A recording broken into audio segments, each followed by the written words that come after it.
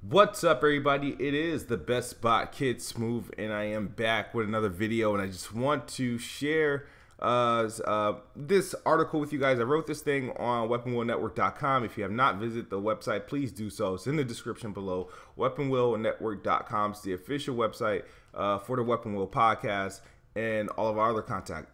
Got some great writers like Eric Cuts, we got Blandrew, obviously we got me, the Best Bot, and a few other people that are really good in a journalism skill. So there is some great content there. Please check it out. Now, last month I did a video for my Xbox E3 predictions, and since then a lot of that stuff that was in there has been kind of like confirmed not to be by either rumors, news, or just people like 343 coming out. No Halo at E3, so that kind of just killed like some of my predictions there. So I wanted to update you guys, but instead of doing another predictions, I wanted to share 10 reveals from Xbox that could potentially win E3, but not only that, pretty much have a long-lasting effect for the brand, and a positive one too. So let's get into it with number 10, Xbox Game Pass. And not just Xbox Game Pass, but original Xbox games returning to the Xbox One via Xbox Game Pass. Now, if you guys don't know what Xbox Game Pass is, it's the subscription-based model.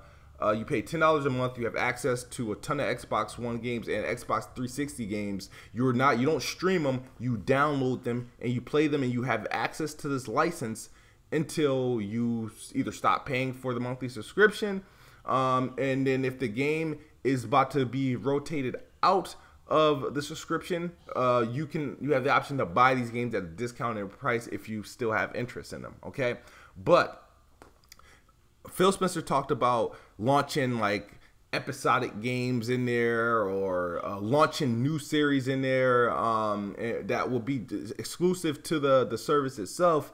But I feel like not only do you have access to your current and older Xbox One games and Xbox 360 games, if you add Xbox One games into the service, not Xbox One games, but original Xbox games into the service, it brings the value up so much more. And they kill two birds with one stone. Not only do you strengthen your Xbox Game Pass library, you also add more to your backwards compatibility feature by going back. Now, Xbox One doesn't need to be able to run original Xbox game discs, because you're not going to find them anywhere like that. You have to go to a pawn shop, or you have to go online and try to search these games and see where you can get them. You're not going into a Best Buy buying an original Xbox game. So that's why the importance and the urgency to get these like direct backwards compatibility, it's not there. But however, Game Pass, and looking at what they did with Voodoo Vents and Phantom Dust, Xbox Game Pass is the perfect place for these games to relaunch in. And they don't need resolution boosts. All they need is an achievement support, and this would be game time. This will probably have almost the same effect as the original backwards compatible announcement in 2015 that they did when we first heard that Xbox 360 games can be playable on your Xbox One. And I think this would be even a bigger move for Microsoft and the Xbox brand, and a bigger move for Xbox Game Pass, as the subscriber account will climb immediately with news like this. All right. So number 9, of course, we're talking about Project Scorpio. Project Scorpio is the star of this show. It's headlining the show. It's what everybody's been waiting for. We're going to find out the price. We're going to find out the name. And we're going to find out the release date. If we don't, I would be freaking shocked. But here's what they need to do, or what they should do, that would better position themselves and the Xbox Scorpio. So, launch Project Scorpio at $399 in September. If they launch Project Scorpio at $399 in September, that would be the perfect timing, because here's what I feel about Project Scorpio. Project Scorpio needs to be in stores before the big games come out. And the big games start coming out the woods, start coming out like a thief at night in September, right? The first storm is Destiny 2. Sure, Microsoft doesn't need to launch the same day as Destiny 2. No, but they need to launch the same month. And for two reasons. The first official Microsoft partnership that's supporting Project Scorpio is Shadow of War, and that comes out at the end of August. Also, Madden, I think, comes out the same day, which is said to have Project Scorpio support. You do not want these games on the market too long before Scorpio comes out. So why not launch those games and then a month later launch Project Scorpio? Because if you want really people to truly get the best out of Shadow of War, the game comes out August 22nd, and if Project Scorpio comes out in November, people would have already exhausted the game to go back to it or to replay it in its 4K glory that the Project Scorpio has to offer. So I feel like the safest bet to take advantage of most of the games while they're in their prime is to come out in September. That way you got those two games, you got Destiny covered, because Destiny will come out and then, wow, bang, bang, bang, 2 to 3 weeks later, your console's out and people, and Destiny is still new and Shadow of War is still new. Madden would still be new. But not only do you have those titles covered, you still have the anticipation of games like Call of Duty, Star Wars Battlefront, the next Far Cry, your exclusives like freaking State of Decay and Crackdown, Forza, that you still have those. And Forza is usually a September game, by the way. It's usually a September, October game. So Project Scorpio and Forza need to be out same day. All right. So you will have that stuff covered, and you're not missing the big games. Your console will be right there in stores with the big releases, and you don't have to worry about people experiencing these games without experiencing them on Project Scorpio. So September is probably the best release date for Project Scorpio, even though it's Microsoft. They're probably going to try to milk November, or if they're smart, October. All right. Now, number 8. Drop Xbox One S to $199 immediately. This could happen. If Project Scorpio is $399, yeah, drop Xbox One S to $199. Xbox One S would be the cheapest console on the market by far. This would now, you know how when Xbox One S last year was announced, after that Xbox One won NPDs 4 months in a row consistently, right? Won it all the way until Gears 4 and stuff came out, right? This, I feel like, will have the same impact. $199, they'll be covered for the rest of the year. As far as NPD goes, they'll probably lose one here and there to the Switch. You know what I mean? But they won't be coming in third. And then not only that, it will cover them because when Project Scorpio comes out, that's obviously going to boost the sales of the Xbox One along with this $200 Xbox One S. They'll probably do well into the fall or throughout the holiday season with sales. And then even if Project Scorpio isn't selling like that, an Xbox console is being purchased. You're either buying one for $200 or you're buying a better one for $400. That would be a guaranteed NPD victory. And because they got this Xbox Game Pass, they no longer have to bundle a game or two with these Xbox consoles. They don't have to give away free games. They can give away 3 months of Xbox Game Pass, game over. Walk out of the store, instead of walking out of the store with a console, controller, and 2 free games, you walking out of the store with a console, extra controller, and Xbox Game Pass, with hundreds of games. Think about that. Think about that. All right. Number 7 on my list is reveal the Fable reboot. We don't need Fable 4, but a Fable reboot would probably be most appropriate. Now, I know Microsoft tossed away Lionhead Studios, and they toss the Fable Legends to the canceling file, right? It's canceled, right? Fable Legends was worth $75 million. It was a $75 million investment. I do not imagine Microsoft is shredding $75 million and tossing a near done Fable game in the recycling bin. I can't see them doing that. I can't. Fable Legends in its playable form was a beautiful game. DirectX 12 game running Unreal Engine 4. It looked beautiful as shit. I don't know what resolution it was running, but it was arguably one of the best looking games at the time that I seen it it was competing with Rise and whatnot. It was great, but it was colorful, it was bright, and it was just a beautiful game. Sure, you don't like the way Fable Legends, it shouldn't be no MOBA type game. It shouldn't be this free-to-play model. Use those same assets to bring the next Fable game. Who would make it? I don't know. CD Projekt Red? Probably not. Bethesda? That would be cool. Studio Mogo, I highly doubt they're working on a Fable, but that could be an option. But don't start from scratch. They already have a foundation that looks good. And all Fable Legends, I would play the crap out of Fable Legends. I started to play a lot of Fable Legends of the beta when it added like dedicated missions and stories that you can do when a bunch of people weren't online and whatnot. That's when the game got good. And then after that, the game got canceled. Do not waste it. These are some good assets to keep to make a new Fable game or a new game using the same setting. All right. So that's number 7. If they reveal Fable Reboot and this shit launched in February 2018, Xbox would be good to go. 343 reveals new IP. Now, in my predictions, I predicted there was going to be a Halo 3 anniversary announcement and a Halo 6 teaser trailer coming. That's obviously it's not happening because 343 confirmed that Halo won't be at E3, but they will with a little reveal. Now, my boy Gaming Addict is saying, oh, it's going to be Halo Wars 2, and they're going to probably bring Master Chief and Cortana as leaders to use in the game.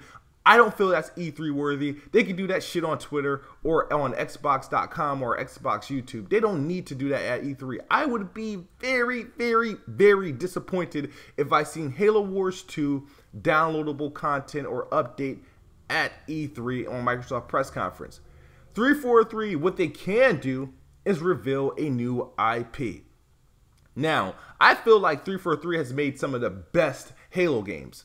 You know, as a Halo fan, I feel like Halo 4 was the shit, very underrated. Halo 5 was very good. People feel honey-dicked by the single player, right? But the multiplayer, by far, one of the best you're going to get in first-person shooting.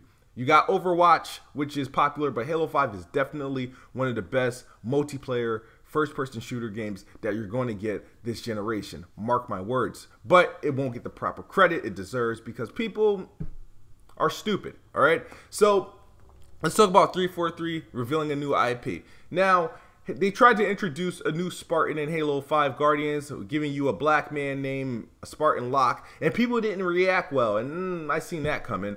They didn't react well to it, and I don't. And they said Halo 6, they're definitely going back to Master Chief. They're going to give Master Chief the playtime, but I do not think they should throw away the Spartan Locke character. They should not throw away his character and whatnot. I feel like they should give Spartan Locke his own game, but it shouldn't be a first-person shooter. It should be a third-person action-adventure game by 343, and you're using Spartan Locke and the people that's on. I think Spartan Locke was was he the blue team or the? I forgot who was with Spartan Locke. It was a couple dudes. I think Buck was with him, and I think Vale. I could. It was a couple people. I'm sorry if I'm messing this up, but Spartan Locke should have his own game, and I felt like when Halo was they were teasing third-person mechanics in Halo 5 with certain moves that you did.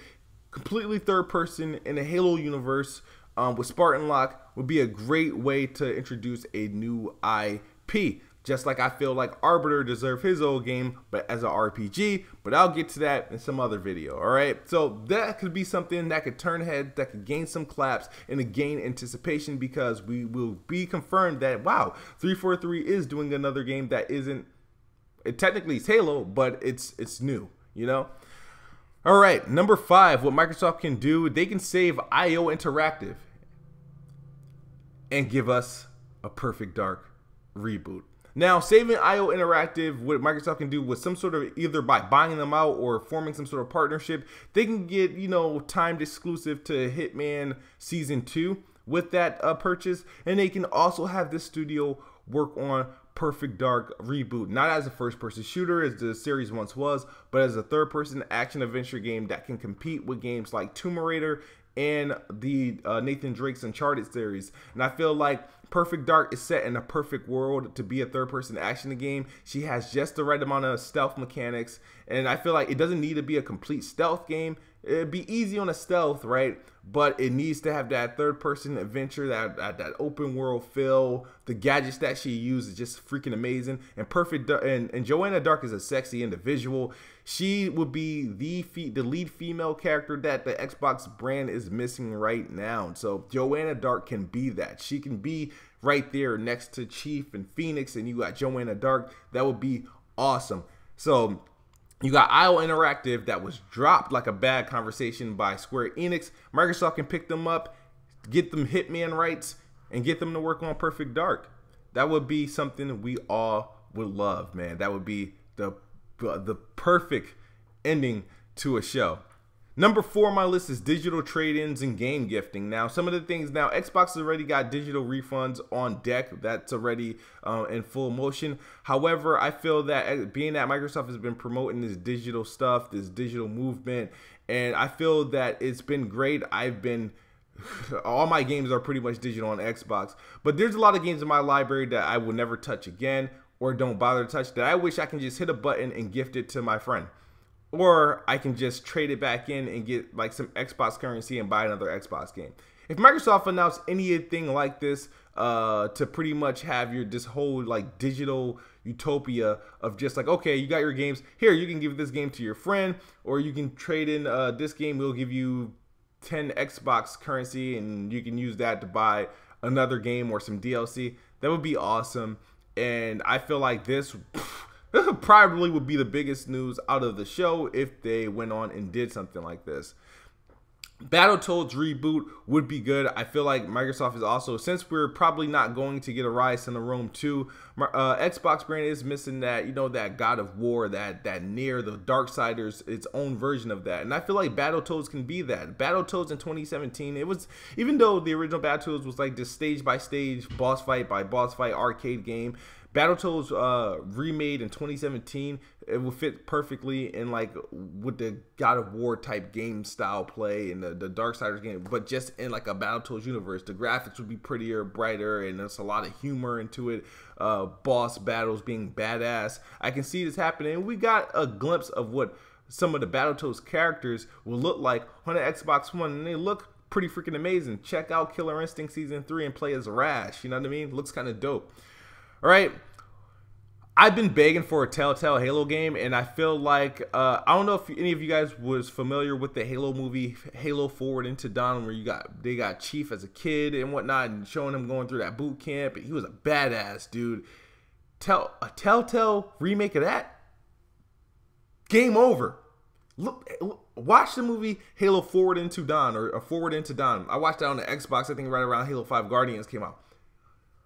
Dope story. If Telltale redid that, game over.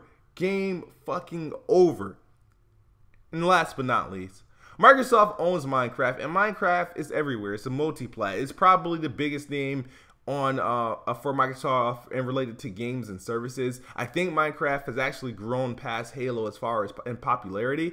Minecraft also just launched on the Nintendo Switch, and I feel like a Minecraft 2 announcement would be amazing. Even though a Minecraft isn't really like a sequel type of game, I feel like they can make a next iteration of Minecraft for Xbox and Windows.